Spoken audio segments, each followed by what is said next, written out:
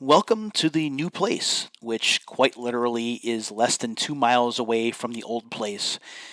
It has taken a while. I apologize for the lengthy delay in between videos, and honestly, this is kind of a stopgap video just to let you know that I'm still around and I'm still working. Um, this is not where I'll usually be filming, but I'll kind of fill you in on that as I go. It's been a process. There's no doubt about it.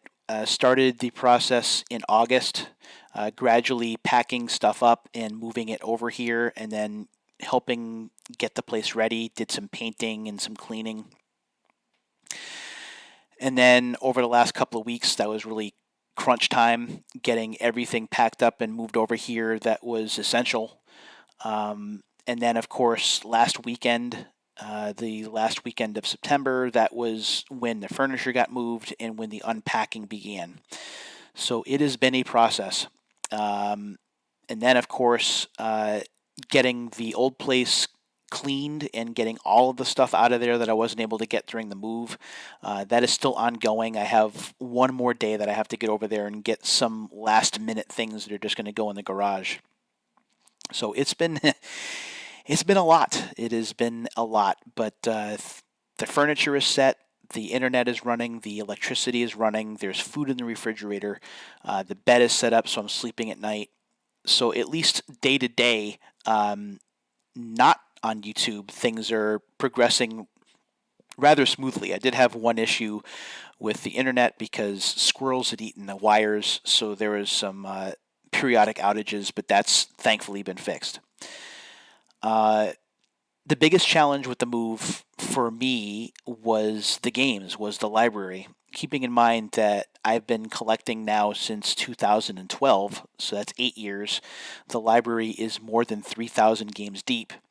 And while this is a much bigger living space than I had before, uh, it can't be all overrun by games. There's kitchen furniture, there's living room furniture, there's dining room furniture, there's office furniture. So it can't be games everywhere you look. So I had some decisions to make in terms of what was going to be available and what was going to stay in storage. Uh, PlayStation, the original PlayStation, wound up being the big winner because small jewel cases were didn't take up as much space. They were easier to store, and I had more storage options for those. So the entire library, all 700 plus PlayStation games, are immediately accessible. I have some plastic drawers that I've kept from the old place were purchased at Walmart years and years ago. I originally had PS2 games in there, but I wasn't able to fit a lot because they were so big and bulky. So the jewel cases are holding up a bit better. So all of the games, the sports games, the action adventure games, the RPGs, all of it is readily available to me. And if I decide to focus on PlayStation, kind of like how Kid Icarus used to do when he first started, I'll be okay. And there's certainly more than enough games for the original PlayStation to talk about between games and demos. I'm going to be more than happy to do that. N64 also wound up winning because the collection is so small. I only have about between 60 and 70 games, I think, and they're all cartridges, so I put those in a cabinet. I need to get ends labels because I can't figure out what's where, but at least that's going to work out okay. That's why NBA Hangtime is on the GXTV over here. And Dreamcast made out okay too. Those are in jewel cases or loose, so I have a Dreamcast CD booklet, and I also have the games in their jewel cases, so those will be accessible whenever I want to play them, and that's great because the sports games for the Dreamcast are a pretty big deal. Everything else, though, tough decisions need to be made, starting with the PS2 because that's the biggest of the libraries that I have, more than 950 games, in fact. A little less than half made it out of storage. They're in a bookshelf that, again, you can't see, so my pointing is useless. But over there on that wall, close to my window, I have all of my RPGs. I have as many sports games as I could fit. I think soccer is the only sport and like Olympics, but the main ones: football, baseball, hockey, and basketball. Those are all over there for me to talk about for Retro Referee down the line. And then some of the heavy hitters that I usually play, all of my arcade compilations, the arcade games, the racing games I'm a big fan of, all of that stuff stays out. But a lot of the collection is being mothballed and is going to stay in storage for the foreseeable future. I had to narrow that down by about 33%, by about a third. All of the sports games I kept out again for the Retro Referee project. And a lot of the heavy hitters I kept out, but a lot of the shovelware stuff that I wanted to play kind of on a lark or to kind of pick on or just to kind of see how they were, those didn't make the cut and those remain in boxes. And that kind of sucks. I really wanted to keep those out because I've really been getting into the Wii again since I bought it in 2015. But again, space is what it is, and I wasn't able to get that done. Sega CD, unfortunately, I didn't have room for those. Those remain in a box. And then all of the cartridge games that are not N64, so the Nintendo, the Super Nintendo, and the Genesis, I have a lot of those. I have probably, 150, 250, so 400, so probably about 600 of those, 600 games. And keeping track of those is nearly impossible. I don't have the space.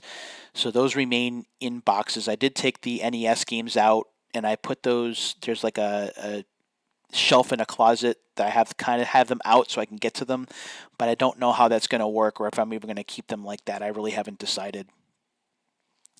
The boxed Genesis games, the boxed NES and SNES games are available, but that's a very small percentage of the games that I have overall. Just really difficult decisions that I had to make. But I can't be overrun by games in the apartment. There's more to life than video games, believe it or not, and that's coming from me. That had to happen. So that's what's happening in terms of the games. In terms of filming, most filming will not happen here in the living room. Most filming will take place in the office, which is still in the process of being done. I have a desk that I have to build. I have a gaming chair that I have to build. The chair is actually right over there. It's an X-Rocker chair that I bought, but it's got to be built, and I'm not really great with that, so I need time to get that done. I do have a 3-day weekend coming next weekend, so maybe that gets done. But I'm hoping to have the office done in the next couple of weeks. If I do that, then Unsealed Videos can continue. In that hallway behind me, I have a box full of sealed games and magazines that I want to get to, and that will happen in the not too distant future, certainly by the beginning of November, but I'm thinking before that, probably within the next 2 weeks, maybe 3 weeks. So that's really what's going on. It was a challenge. It still remains a challenge doing all of this while in the process of doing this remote learning thing. A lot of stress on the old noggin. And on the body too. I have never moved as many boxes as I've moved over the last couple of months. My body is screaming in agony still. I'm getting used to it. But we're getting there, slowly but surely. So I'm hoping in the next 2 weeks, hopefully by the 20th of October, regular videos will be going up on YouTube and on a better laptop camera than this one. This is my work computer, and as you can see, the video quality just is not great. Plus, the lighting in here isn't great either. I may do videos out here from time to time because that's where the GX is. And if I want to have some video footage playing in the background, I may do that, but that remains to be seen. So that's what's going on. Life is good otherwise.